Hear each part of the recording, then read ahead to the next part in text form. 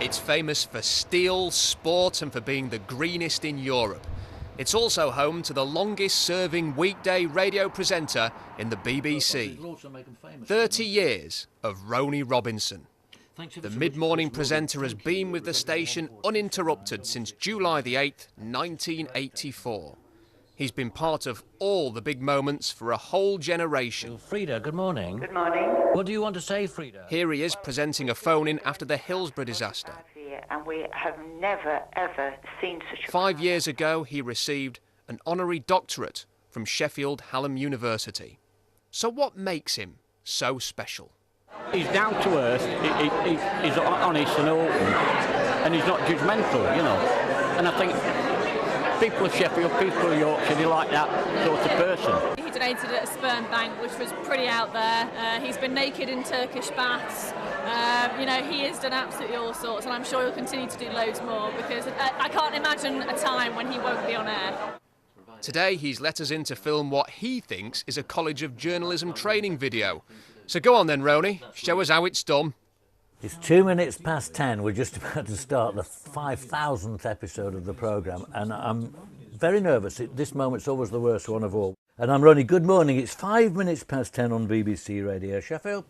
This morning, it's the monthly hot seat, where Rony and the listeners are holding Sheffield MP Paul Blomfield to account. Almost all of them will do what you do, vote for military intervention. My fingers get crossed at that point. Look what happened last time and the time before. And with the BBC Radio Sheffield News headlines, Katie Galbraith. Katie's doing the news, Paul's in the studio, and we've got another half hour. And I've also been talked to from in there about what I'm doing. We're resetting, and Alice is telling me. Thank you. She's giving me a bollocking because I gave the phone number too fast, so when Mario got in touch, he couldn't hear the number. So I'm going to read it very slowly when the time comes. After 3 decades in radio, what's his most memorable moment? It is the story of the bloke who rang in the morning his wife died to tell me his wife had died. He was a listener, just in the sense just a listener, but he was a listener. And it was important enough for him to tell us that. When he died, which must be decades later, his son rang in to tell me he'd gone as well. And I can't, and wanted to complete the story. I can't think of anything that's more of a kind of compliment to what we do. At the age of 73, Rony has no plans of hanging up the headphones anytime soon.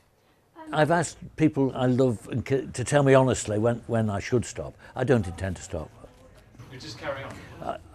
It's sentimental. I'd rather, I'd rather, but I don't want to be left behind doing it badly with you lot laughing at me, saying there he goes, a poor old bugger. So no, I want to go when I'm still more or less just about on top of it. But you know, I can feel it coming.